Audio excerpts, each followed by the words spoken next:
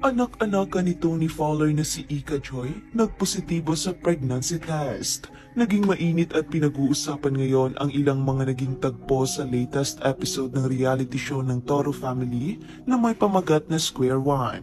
Ilan dito ay ang paglalabas ng sama ng loob ni Mikay at Paye kay Papi matapos ereklamo ang kawalan umano ng presensya ng Team Happy sa naging gender reveal ni Tony Fowler at Tito Vince. Nabalot ng emosyon ang buong kaganapan matapos hindi mapigilan ni Mikay, Paye at Papi ang maiyak matapos ilabas ang kani-kanilang mga saloobin.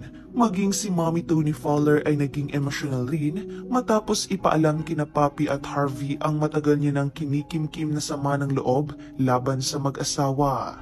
Samantala, isa pa sa pinag-uusapan ngayon ay ang pagpopositibo sa pregnancy test ng anak-anakan ni Tony Fowler na si Ika Joy. Out of curiosity kasi ay naisipan ni Tyronia at Ika na subukan ang pregnancy test sa kanilang bahay. At laking gulat nga nito nang maging magkaiba ang resulta ng kanilang PT. Isang positibo at isang negatibo. Si Tyronia ay hindi napigilang magulat nang matuklasang positibo sa pregnancy test ang kanyang ate Ika Joy dahil sa meron ngang subject na sex education si Tyronia sa kanyang pinapasukang paaralan. Aware siya sa kung paano nagiging positibo ang isang babae sa pregnancy test. Kaya naman, labis na pagtatanong ang kanyang ginawa kay Ika Joy sa kung may ginawa ba itong kababalaghan dahilan upang mag-positive ito sa PT. Tila ipinaalam naman ni Tyronia sa kanyang ina ang natuklasan laban kay Ika Joy, kaya naman mapapanood sa video na kinausap ito ng buong Toro members, partikular na ni Mama Marie. Labis ngang ipinagtataka ni Mama Marie kung bakit hindi man lang raw exaggerated ang reaksyon ni Ika sa pagtangging siya ay buntis, dahilan para mapaisip si Mama Marie na marahil ay totoo talaga itong buntis. Mga pahayag ni Mama Marie, "Hindi ko nakikita sa iyo yung reaksyon. Hindi po. Hindi ko po alam kung bakit ganito. Hindi ko po alam. Mali po yan. Kahit magpa-check up pa tayo. Ganto.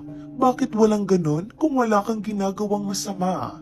Sa huling bahagi nga ng video mapapanood na tila sumailalim si Ika Joy sa pagpapa-ultrasound para malaman kung totoo nga bang buntis ito.